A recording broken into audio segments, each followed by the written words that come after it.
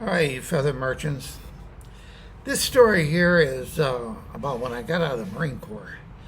I got out of the Marine Corps in 1964, and my plan was to get a job, save up enough money to go down to New Orleans and ship out as a merchant seaman.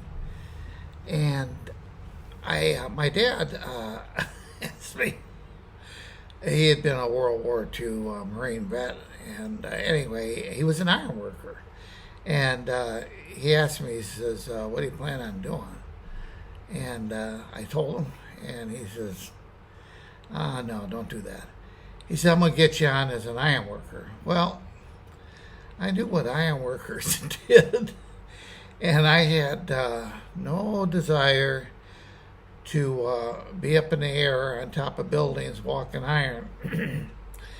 And so, but what he did, he said, "Look," he said, "work is really good. I get you on. You get your iron worker book, and then if you want to do something else, then you can always fall back on being an iron worker."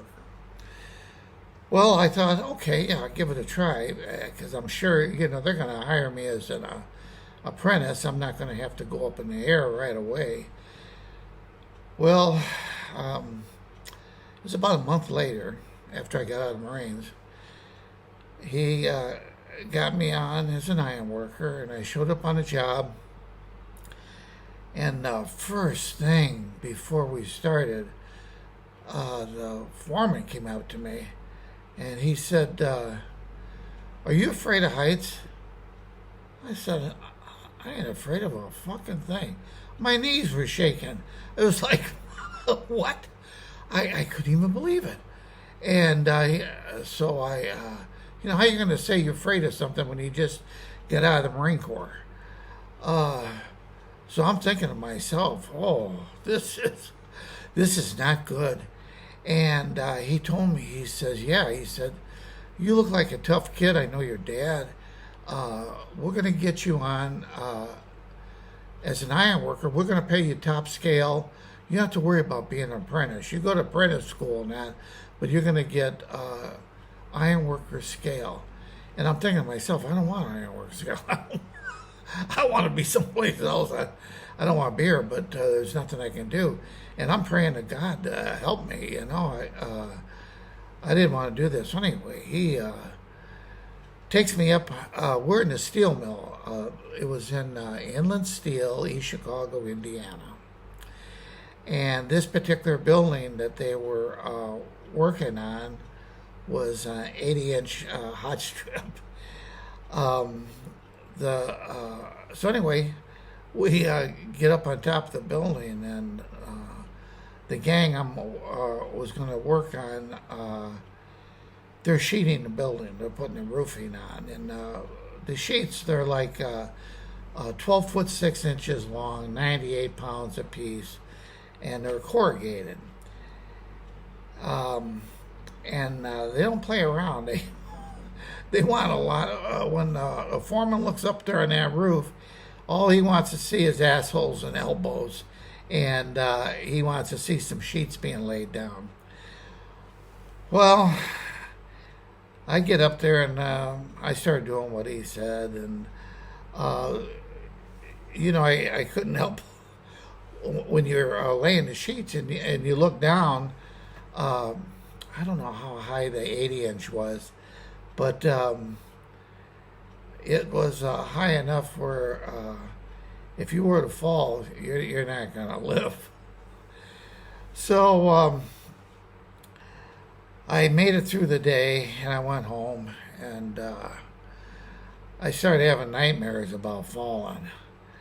And it was like these nightmares, they lasted for about, I'd say five, maybe 6 weeks.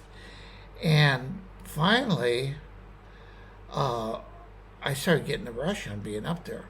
You're not just laying this roof down, you're walking iron also. And I end up, they have bad winters there. And this here, the Inland Steel, they were right on the lake. And in the wintertime, when that wind starts blowing, you can be standing in the middle of your wardrobe and it feels like you're naked. The the roofs to these mill buildings, they're pitched roofs, and the iron, when you walk a truss, you're walking uphill, right? There's no place to tie off. It isn't like it's not like today. Today they got harnesses, they got cables, they got all kinds of safety stuff. But back then, they didn't call us cowboys of the sky for nothing. So you'd walk up these trusses, and then you're going uphill. And when you step over the apex, you're going downhill. And in the wintertime, ice gets on that iron. I mean, it's like you might have just a small patch of ice, but even beyond that, there could be dust on iron, anything. You could slip really, really easy. But they were going to put ventilators up on top of the building. And the ventilators were made up of angle iron, galvanized angle iron, and each frame weighed about 1,500 pounds. Well, they were talking about how we're going to do this, and they decided the best way to do it is we're going to have to use a helicopter. So I'm still new. I haven't even finished my first year. I've only been there a couple of months, and they told me that I'm going to be in the gang connecting on this ventilator. So I thought, oh brother. So it's in the wintertime. There was light snow, and they hooked up the first frame. I'm on one side of the roof, and my partner's on the other side. We got a signal man up on top that's got a radio that's talking to the helicopter, the guy piloting the helicopter, so he knows what he's doing. And here comes the first frame. Like I said, it's a 1,500 pound frame, and there's a hand line on each side of it. So you're standing on this truss. There's nothing but fear and atmosphere between you and the ground. And it's snowing, it's cold, and that frame comes up, and it's going around like this. It's going in a circle. And so as the helicopter comes up over our head, we're trying to get a hold of the hand line. And you grab the hand line, and you guide it into place. The whole time, this helicopter is right above your head. And you know how the wind from the helicopter blades, you can really feel the wind. Well, it was so windy out, we didn't feel anything from the helicopter. We could see the snow about 25 feet away. You know, the wind was hitting, knocking the snow off of the iron. We guide this frame down into where it's going to go. You got to put a bolt in that hole as fast as you can, because you don't want to eat that helicopter. What if he had a mechanical failure? He can't go anyplace. Well, anyway, get the bolt in, tighten it, and we go to the next truss. So you go up to the apex and walk the beam across to the next truss, and you get ready for the next frame that comes up. Well, it was about every 5 minutes you'd get a frame would come up, and then you had to connect the two frames together with angle iron. So that means you climb up this on this frame, and it's only the angle iron, I think, was only about 2.5 inches by 2.5 inches, real slick.